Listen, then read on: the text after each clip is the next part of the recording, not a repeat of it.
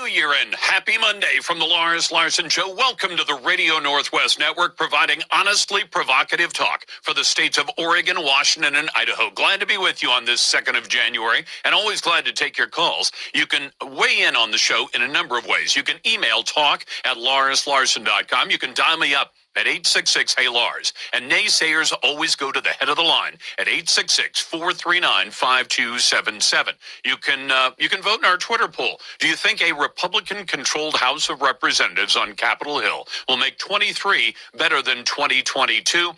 I'd have to say yes, but not by much. One of the jobs of people who work in the news media, and I've worked in the news media now for 48 years, one of the jobs of people in the press, as they used to call it, now media, is to keep an eye on the doings of government. And the problem is an awful lot of the press has become kind of lapdogs. They get press releases, they report what the governments tell them to report, and a lot of them should be a lot more skeptical than they really are. So it's really nice to see somebody like Carey Martell, who decided as the publisher and editor of the Yamhill Advocate in one community to say, I'm going to keep an eye on what's going on in my community, and I'm going to find proof for the stories, except that he ended up facing the possibility of arrest, the possibility of prosecution, simply because he dogged a story to the point where he got an audio recording of somebody who told him exactly what he thought was going on. And that was that a coalition of people inside of Yamhill County were running things, and the coalition was the Democrats. Carey, welcome to the program. You very nearly went to jail, didn't you? Yes, I did. Thank you for having me on the show, Lars. But yes, that's accurate. They came into my gym that I own there in Newburgh, in addition to the newspaper, and Elise Holloman is the city councilor for Newburgh, who I had recorded at a public meeting.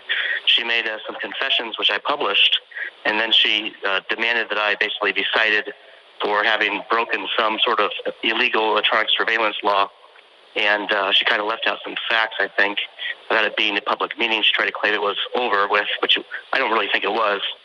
And they tried to arrest me for it. I mean, the bottom line, Carey, and I've had to deal with that law too, is that in public meetings, you're allowed to record what people say. You can video record it, you can audio record it. If you were to make a secret recording, even on the phone in Oregon, one-party consent applies. So if one person on a phone call knows it's being recorded, it doesn't matter whether the other person knows or not. But in public, face-to-face, if you're in a public meeting, you're fair game. And you would think that this city council member would have actually known that, but she sought to have the prosecutor prosecute you. What did the Yamhill County DA finally decide? The DA decided that it wasn't really what the law was intended to cover, is what I believe that the ruling was. Oddly enough, I haven't actually received a copy of the ruling myself. I have public records requests with the Yamhill County Sheriff Department and the district attorney that haven't really been answered within this period of time. And so they've answered the questions for the Oregonian and the Newberg graphic, apparently, and even Elise Holloman, but I haven't really gotten a copy of the decision myself. I'm just going off the hearsay of what was published in the Oregonian. Yeah, well, and the Oregonian didn't exactly do you any favors, did they? Did they paint you as the good guy in this or the bad guy? They actually gave me a little bit more positive coverage, I suppose, at least in regards to accurately representing my perspective on the matter. I do think that they left out a lot of information. I made a very lengthy video showing the full comment I provided to them. But in general, the Newberg graphic article very much makes it seem like I'm organizing harassment. The Oregonian article, to some degree, is showing Elise Holloman's claims that I'm organizing harassment against her, which is simply untrue. I published the information, and other people have decided to contact the city council telephone lines, I believe, and send emails voicing their criticism of it. Now, I don't know about what threats actually are taking place. It could just be that people are wording things very, strongly. I know there was audio that was released. But I don't really know who made that. Ms. Holloman is welcome to come on this show if she wants to and describe the threat she got. I don't endorse threatening anybody in public office to try to get them to change their mind. On the other hand, I know that liberals and progressives will often claim that they've been threatened because somebody called the phone and left a message that was a very pointed, very blunt message, but not one that truly threatened. And she can make that claim with or without any kind of proof. Let's get to the heart of your story, though, because that's what you wanted to get in front of people. What was it you were saying about the Newburgh Downtown Coalition, this supposed charity, and what its real role is in the community that you live in? Yes, that's a recently published article. The Newberg Downtown Coalition is a 501c3 charity, which claims, to the state that it's about it's a historical society, historical preservation. But really what it does, it operates as a business league for a very small number of businesses there on First Street, Newburgh, mostly bars, to be honest. And they do a lot of events to market their personal business interests, and they get grant money to also support their advertisements of their businesses, and even created a gift card program which can only be used at their businesses. Well, and there's nothing necessarily wrong with promoting your own business, but you think they play a political role as well. Am I right?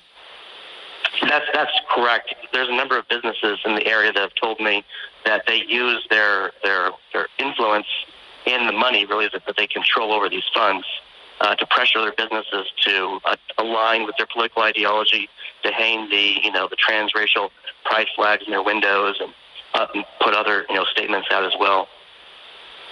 And you think that this Newburgh Downtown Coalition is trying to, as you put it, illegally divert public monies from the city of Newburgh to a small number of businesses that are owned by members of the coalition? That's correct. And it's especially worse because not only is it, in my opinion, a fraudulent nonprofit that is not doing legitimate charity activities, but a lot of the actual city councilors, the members of the budget committee who determined, who was going to get the ARPA COVID-19 relief money, they were all involved with Newburgh Downtown Coalition. A lot of them were, at least. And in fact, the executive director of the Downtown Coalition, she's also been the president at various times, but she was literally the chair of the budget committee, and they did a secret vote to determine which businesses were going to get their funding provided by the city. So we don't even know who voted for what, which I also find to be illegal. Well, and it is, Carey, because I know the public meetings law relatively well, and the public meetings law at its very essence says all decisions made by public bodies have to be made in public. Now, if they're deciding on a personnel issue, like whether to fire somebody or whether to hire somebody, they can do that in executive session. But if they're going to be spending public money, they're supposed to do it in front of the public, vote publicly, have the discussions be public so that the public can know exactly how its money is being spent. That's Carey Martell. He is the publisher and editor for the Yamhill Advocate. He was threatened with arrest because he merely recorded the words of an elected public official who didn't like that and didn't like the response she got from the public when she was called out. And again, she's invited to come on the program as well. Coming up, your phone calls, your emails, and don't get too excited about those new